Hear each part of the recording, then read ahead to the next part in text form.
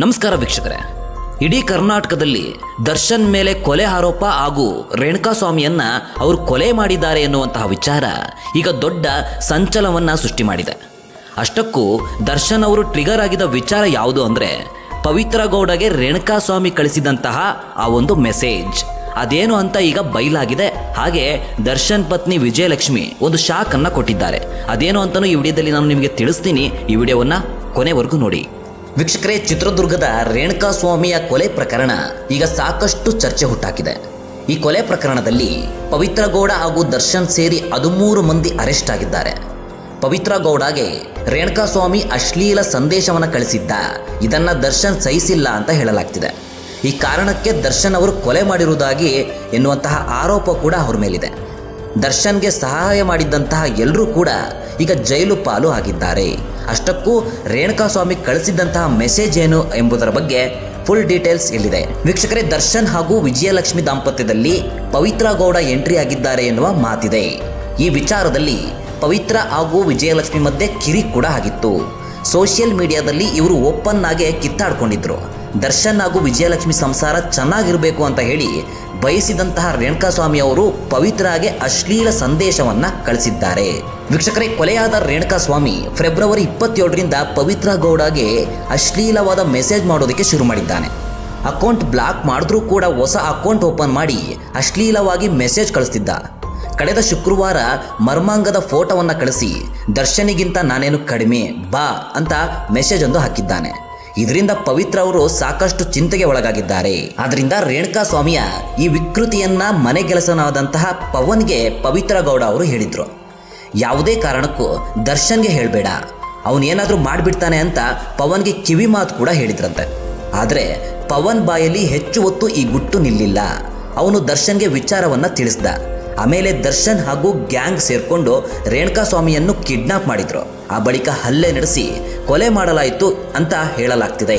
ವೀಕ್ಷಕರೇ, ಈ ಕೃತ್ಯ ಬಳಿಕ ದರ್ಶನ್ ಹಾಗೂ ಗೆಳತಿ ಪವಿತ್ರ ಗೌಡ ಸೇರಿದಂತೆ 11 ಮಂದಿ ಆರೋಪಿಗಳನ್ನ ಪೊಲೀಸ್ ಕಸ್ಟಡಿಗೆ ನೀಡಲಾಗಿದೆ. ನಿನ್ನೆ ರಾತ್ರಿ ಆರೋಪಿಗಳು ಪೊಲೀಸ್ ಠಾಣೆಯಲ್ಲೇ ಕಾಲ ಕಳೆದಿದ್ದಾರೆ. ಇಂದು ಪೊಲೀಸರು ಆರೋಪಿಗಳನ್ನ ವಿಚಾರಣೆ ಕೂಡ ನಡೆಸಲಿದ್ದಾರೆ. ವೀಕ್ಷಕರೇ, ಇದರ ನಡುವೆಯೇ ನಟ ದರ್ಶನ್ ಅವರ ಪತ್ನಿ ವಿಜಯಲಕ್ಷ್ಮಿ ಅವರು ಬಿಗ್ ಶಾಕ್ ಅನ್ನ ನೀಡಿದ್ದಾರೆ. ಪತಿ ದರ್ಶನ್ ಅವರನ್ನ ಸಾಮಾಜಿಕ ಜಾಲತಾಣದಲ್ಲಿ ಅನ್ಫಾಲೋ ಮಾಡಿದ್ದಾರೆ. ಅಲ್ಲದೆ ತಮ್ಮ ಇನ್ಸ್ಟಾಗ್ರಾಮ್ನಲ್ಲಿ ಡಿಪಿ ಹಾಕಿದ್ದಂತಹ ಫೋಟೋವನ್ನು ಕೂಡ ಈಗ ಅವರು ಡಿಲೀಟ್ ಮಾಡಿದ್ದಾರೆ. ಈ ಕೊಲೆ ಆರೋಪದಲ್ಲಿ ಅರೆಸ್ಟ್ ಆದ ಬೆನ್ನಲ್ಲೇ ನಟ ದರ್ಶನ್ ಆತಂಕಕ್ಕೆ ಒಳಗಾಗಿದ್ರಂತೆ. ನಿನ್ನೆ ಮಧ್ಯಾಹ್ನ ಏನು ತಿನ್ನದೆ ಆತಂಕಕ್ಕೆ ಒಳಗಾಗಿದ್ದಂತಹ ದರ್ಶನ್ ಅವರು ರಾತ್ರಿ ಪೊಲೀಸರು ಊಟ ಕೊಟ್ಟರು ತಿನ್ನೋಕ್ಕಾಗದೆ ನಟ ದರ್ಶನ್ ರಾತ್ರಿ ಒಂದು ಗ್ಲಾಸ್ ಮಜ್ಜಿಗೆ ಹಾಗೂ ಬಿಸ್ಕೆಟ್ ಅನ್ನ ತಿಂದು ರಾತ್ರಿ ಇಡೀ ಕಳೆದಿದ್ದಾರಂತೆ. ವೀಕ್ಷಕರೇ, ಇಂದು ಬೆಳಗ್ಗೆ ತಿಂಡಿ ಕೊಟ್ಟರು ಸಹ ನಟ ದರ್ಶನ್ ತಿನ್ನದೆ ಮೌನಕ್ಕೆ ಶರಣಾಗಿದ್ರಂತೆ. ದರ್ಶನ್ಗೆ ಶುಗರ್ ಲೆವೆಲ್ ಏರುಪೇರು ಆಗಬಾರ್ದು ಅಂತ ಪೊಲೀಸರು ಚಾಕ್ಲೇಟ್ ಅನ್ನು ಕೊಟ್ಟಿದ್ದಾರೆ ಎಂಬಂತಹ ಮಾಹಿತಿ ಈಗ ಲಭ್ಯವಾಗಿದೆ. ವೀಕ್ಷಕರೇ, ಬೆಂಗಳೂರಿನ 44ನೇ ACMM ಆರ್ಥಿಕ ಅಪರಾಧಗಳ ವಿಶೇಷ ನ್ಯಾಯಾಲಯಕ್ಕೆ ದರ್ಶನ್ ಸೇರಿ 13 ಜನರನ್ನ ನಿನ್ನೆ ಹಾಜರುಪಡಿಸಲಾಗಿತ್ತು. ನ್ಯಾಯಾಲಯ ಆರೋಪಿಗಳನ್ನ ಪೊಲೀಸ್ ಕಸ್ಟಡಿಗೆ ಕೊಟ್ಟಿತ್ತು. ನಟ ದರ್ಶನ್ ಮತ್ತು 11 ಆರೋಪಿಗಳನ್ನ ಅನ್ನಪೂರ್ಣೇಶ್ವರಿ ನಗರ ಪೊಲೀಸ್ ಠಾಣೆಯಲ್ಲಿ ವಿಚಾರಣೆಗೆ ಒಳಪಡಿಸಿತ್ತು. ವೀಕ್ಷಕರೇ, ದರ್ಶನ್ ಗೆಳತಿ ಪವಿತ್ರ ಗೌಡಳನ್ನ ನಿಮಾನ್ಸ್ ಕ್ಯಾಂಪಸ್ನಲ್ಲಿರುವಂತಹ ಮಹಿಳಾ ಸಾಂತ್ವನ ಕೇಂದ್ರದಲ್ಲಿ ವಿಚಾರಣೆಗೆ ಇರಿಸಲಾಗಿದೆ. ಇಂದು ಬೆಳಗ್ಗೆ ಪೊಲೀಸರು ಮಹಿಳಾ ಸಾಂತ್ವನ ಕೇಂದ್ರದಿಂದ ಅನ್ನಪೂರ್ಣೇಶ್ವರಿ ನಗರ ಪೊಲೀಸ್ ಠಾಣೆಗೆ ರವಾನೆ ಮಾಡಲಾಗಿದ್ದು ಸಂಜೆವರೆಗೂ ವಿಚಾರಣೆ ಒಳಪಡಿಸುವಂತಹ ಸಾಧ್ಯತೆ ಇದೆ. ವೀಕ್ಷಕರೇ, ಪ್ರಕರಣದಲ್ಲಿ ನಟ ದರ್ಶನ್ ಪಾತ್ರ ಎಷ್ಟು? ದರ್ಶನ್ ಅವರು ರೇಣುಕಾಸ್ವಾಮಿಯನ್ನ ಕಿಡ್ನಾಪ್ ಮಾಡಿಸಿದ್ದು ನಿಜಾನ? ದರ್ಶನ್ ಕೂಡ ಹಲ್ಲೆ ನಡೆಸಿದ್ದು ನಿಜಾನ? ರೇಣುಕಾಸ್ವಾಮಿಯ ಶವ ಎಸೆದು ಸಾಕ್ಷಿ ಮುಚ್ಚಾಕಿರೋದ್ರಲ್ಲಿ ದರ್ಶನ್ ಪಾತ್ರ ಎಷ್ಟಿದೆ? ಎಲ್ಲವೂ ತನಿಖೆಯಲ್ಲಿ ಹೊರಬರಬೇಕಾಗಿದೆ ಅಷ್ಟೇ. ವೀಕ್ಷಕರೇ, ಏನೇ ಆಗ್ಲಿ, ಯಾರದೇ ತಪ್ಪಿರ್ಲಿ, ಅವರಿಗೆ ಶಿಕ್ಷೆ ಆಗೇ ಆಗುತ್ತೆ. ಆದ್ರೆ ಏನು ತಪ್ಪೇ ಮಾಡದೇ ಇರುವಂತಹ ಈ 5 ತಿಂಗಳು ಗರ್ಭಿಣಿಯನ್ನ ನೆನೆಸ್ಕೊಂಡ್ರೆ ನಿಜವಾಗ್ಲೂ ಹೊಟ್ಟೆಯಲ್ಲಿ ಕರಳು ಕಿವುಚುತ್ತೆ. ವೀಕ್ಷಕರ, ಹೀಗೆ ಚಿತ್ರದುರ್ಗ ನಗರದಲ್ಲಿ ಸುದ್ದಿಗಾರರೊಂದಿಗೆ ಮಾತನಾಡಿದಂತಹ ಅವರು, ನಾನು ಮದುವೆಯಾಗಿ 1 ವರ್ಷನೂ ಇನ್ನೂ ಪೂರೈಸಿಲ್ಲ, ಇದೀಗ ನಾನು ಗರ್ಭಿಣಿಯಾಗಿದ್ದೀನಿ, ಈ ಮಗುವಿನ ಜವಾಬ್ದಾರಿ ಯಾರ್ದು ಈಗೆಂದು ಪ್ರಶ್ನೆಯನ್ನ ಅವ್ರು ಮಾಡ್ತಿದ್ದಾರೆ. ನನ್ನ ಗಂಡನನ್ನ ಅವರು ಹತ್ಯೆ ಮಾಡಿದ್ದಾರೆ, ಈ ಕೊಲೆಗೆ ಹಾಗೂ ನನಗೆ ನ್ಯಾಯ ಕೊಡಿಸಿ ಅಂತ ಅವರು ಆಗ್ರಹಿಸ್ತಿದ್ದಾರೆ. ನಾನು ಒಂದು ಮನೆ ಗೃಹಿಣಿ ಆಗಿದ್ದೀನಿ, ಪತಿಯನ್ನ ಕಳ್ಕೊಂಡಿದ್ದೀನಿ, ಈಗ ಆಗ್ಬಾರ್ದಿತ್ತು ಎಂದು ಹೇಳುವ ಮುಖಾಂತರ ಅವರು ಕಣ್ಣೀರನ್ನ ಇಡ್ತಿದ್ದಾರೆ. ವೀಕ್ಷಕರೇ, ಇನ್ನು ನಾನು ರೇಣುಕಾಸ್ವಾಮಿಯೊಂದಿಗೆ ಮದುವೆಯಾಗಿ ಕೇವಲ 1 ವರ್ಷ ಆಗಿರೋದು, ಈಗ ನಾನು ತಾಯಿ ಆಗ್ತಿದ್ದೀನಿ, ಇಂತಹ ಸಮಯದಲ್ಲಿ ನನ್ನ ಗಂಡನೇ ಇಲ್ಲ, ನಾನು ಈಗ ಏನ್ ಮಾಡ್ಲಿ? ಮೊನ್ನೆಯಷ್ಟೇ ಕರೆ ಮಾಡಿ ಮಾತಾಡಿದ್ದೆ, ಕೊನೆ ಆಗೋಯ್ತು. ನಾನು ಗಂಡನನ್ನ ಕಳೆದುಕೊಂಡಿದ್ದು ಮುಂದಿನ ನನ್ನ ಜೀವನ ನಿರ್ವಹಣೆ ಹೇಗೆ ಮಾಡಬೇಕು ಅಂತ ಕಣ್ಣೀರನ್ನ ಹಾಕ್ತಿದ್ದಾರೆ. ಇನ್ನು ನನ್ನ ಗಂಡನನ್ನು ನಟ ದರ್ಶನ್ ಅವರು ಕೊಲೆ ಮಾಡಿದ್ದಾರೆ ಅಂತ ಆರೋಪ ಕೇಳಿ ಬಂದಿದೆ. ಅವರಿಗೆ ನ್ಯಾಯ ಕೊಡಿಸಲು ಸಾಕಷ್ಟು ಜನ ಮುಂದೆ ಬಂದಿದ್ದಾರೆ. ನನ್ನ ಮಗುವಿಗೆ ಯಾರು ಸಹಾಯ ಮಾಡ್ತಾರೆ, ನಮಗೆ ನ್ಯಾಯ ಕೊಡಿಸಿ ಅಂತ ಮೃತನ ಪತ್ನಿ ಸಹನಾ ಅವರು ಕಣ್ಣೀರನ್ನ ಇಟ್ಟಿದ್ದಾರೆ. ವೀಕ್ಷಕರೇ, ಹೀಗೆ ರೇಣುಕಾಸ್ವಾಮಿ ಮನೆಗೆ ಭಾವನಾ ಬೆಳಗೇರಿಯವರು ಭೇಟಿ ನೀಡಿ ಮನೆಯಲ್ಲಿ ಇದ್ದ ಮೃತನ ಪತ್ನಿಗೆ ಸಾಂತ್ವನ ತಿಳಿಸಿದ್ದಾರೆ.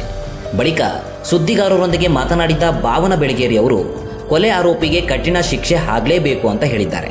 ಇನ್ನು ಪ್ರಕರಣದಲ್ಲಿ ನಟ ದರ್ಶನ್ ಅವರು ರೇಣುಕಾಸ್ವಾಮಿಗೆ ಒಡಿಸಿದ್ದಾರೆ, ಒಡೆಯಿರಿ ಅಂತ ಹೇಳಿದ್ದಾರೆ ಅಂದ್ರೆ ಅವರು ಶಿಕ್ಷೆಗೆ ಅರ್ಹರು ಅಂತ ಅರ್ಥ ಅಂತ ಭಾವನಾ ಬೆಳಗೇರಿಯವರು ತಿಳಿಸಿದ್ದಾರೆ.